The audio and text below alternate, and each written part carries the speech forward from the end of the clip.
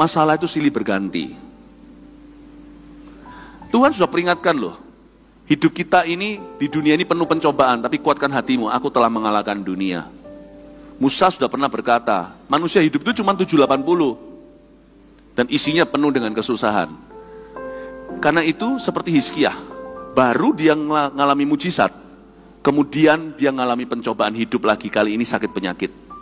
Maksud saya begini, kalau kita sedang dirudung masalah, mintalah pertolongan Tuhan.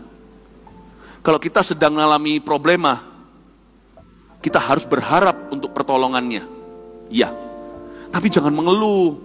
Hidup ini terlalu berharga kalau kita hanya menunggu kapan kita keluar dari masalah.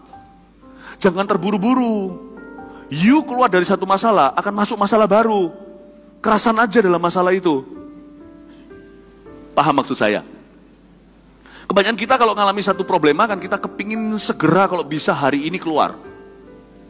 Hari ini juga tidak sedikit di antara kita masuk dalam pencobaan. Kita cari shortcut, ya kan?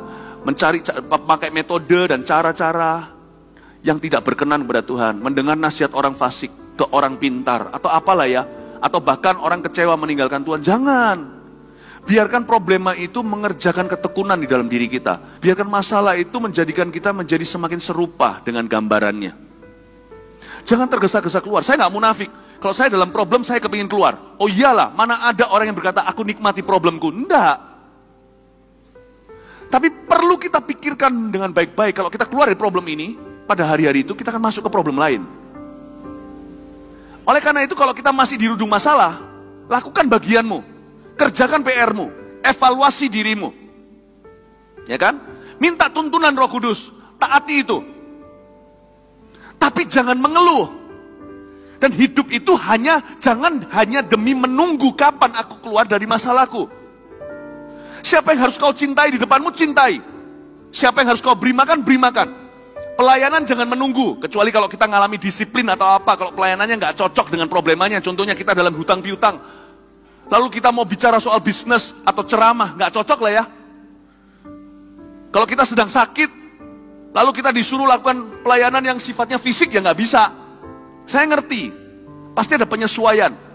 Tapi jangan pernah berkata begini loh, aku tunggu keluar dari problem aku dulu, baru aku melayani Tuhan. Baru aku mengutamakan orang lain, baru aku mencintai istriku, baru aku perhatikan kebutuhan keluargaku. Jangan, hidup harus jalan. Jangan hanya duduk diam menunggu kapan Anda keluar dari problema ini.